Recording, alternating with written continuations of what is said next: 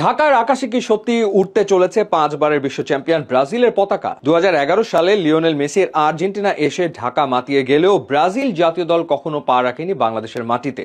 তবে এবার গুঞ্জন নয়, একেবারে সত্যি হতে চলেছে।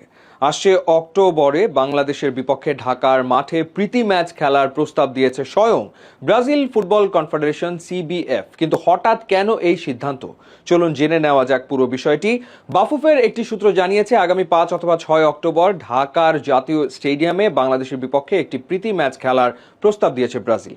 এই ম্যাচের জন্য প্রায় 90 সদস্যের একটি বিশাল বহর নিয়ে ঢাকায় আসতে চায় তারা।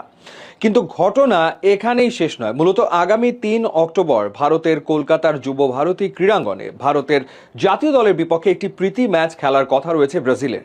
সেই ম্যাচটি খেলতেই তারা এশিয়া সফরে আসছে, আর এই সফরকে কেন্দ্র করেই গতকাল হুট করে ঢাকায় এসে হাজির হয় ব্রাজিলের 5 সদস্যের একটি প্রতিনিধি দল।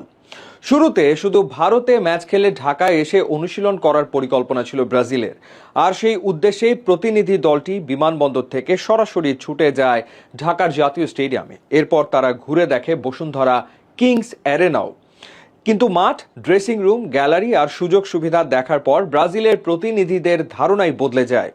শুধু অনুশীলন নয়, তারা বুঝতে পেরেছে বাংলাদেশের এই ভেন্যুগুলোতে জাতীয় দলের একটি আন্তর্জাতিক ম্যাচ আয়োজন করা পুরোপুরি সম্ভব। আর তাই তো অনুশীলনের পরিকল্পনা বদলে তারা এখন বাংলাদেশ দলের বিপক্ষেই ম্যাচ খেলার প্রস্তাব দিয়ে বসল।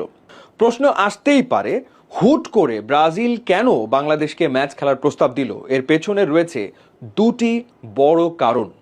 প্রথম কারণ, বাংলাদেশের ফুটবল প্রেমীদের মধ্যে ব্রাজিলের বিশাল সমর্থক গোষ্ঠী। বিশ্বকাপ এলেই বাংলাদেশের মানুষের ব্রাজিল প্রীতি বিশ্ববাসীর নজর কাড়ে, যা সামাজিক যোগাযোগ মাধ্যমেও বেশ আলোচিত। দ্বিতীয় কারণ, দক্ষিণ এশিয়ার বিশাল বাজারে নিজেদের ব্র্যান্ড ভ্যালু ও বাণিজ্যিক উপস্থিতি আরও শক্তিশালী করা। ব্রাজিলের ফুটবল কর্তারা বুঝতে পেরেছেন বাংলাদেশের এই কোটি কোটি সমর্থক শুধু আবেগ নয়, বরং তাদের ভবিষ্যতের বড় একটা বাণিজ্যিক বাজার। এদিকে বাংলাদেশ দলও ব্যস্ত সময় কাটাচ্ছে। আগামী 24 সেপ্টেম্বর শুরু হতে যাওয়া ফিফা আসিয়ান কাপে অংশ নেওয়ার কথা রয়েছে বাংলাদেশের, যার ফাইনাল হবে 3 অক্টোবর। জাতীয় দলের এই ব্যস্ত সূচির কারণে বাফুফে তাৎক্ষণিকভাবে ব্রাজিলকে চূড়ান্ত কোনো সম্মতি জানায়নি। তবে এই ঐতিহাসিক ম্যাচ আয়োজনের পথে রয়েছে কিছু বড় আর্থিক চ্যালেঞ্জ ও শর্ত।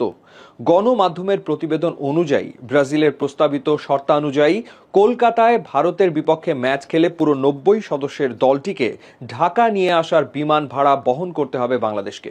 শুধু যাতায়াতই নয়, বাংলাদেশে অবস্থানকালীন ব্রাজিল দলের থাকা খাওয়া, স্থানীয় যাতায়াত এবং ঢাকা থেকে পরবর্তী গন্তব্যে যেমন দুবাই পর্যন্ত যাওয়ার বিমান ভাড়ার একটি অংশ বহন করতে হতে পারে বাফুফেকে। কোটি কোটি টাকার এই বিশাল খরচ সামলানোই এখন বাফুফের সামনে সবচেয়ে বড় পরীক্ষা।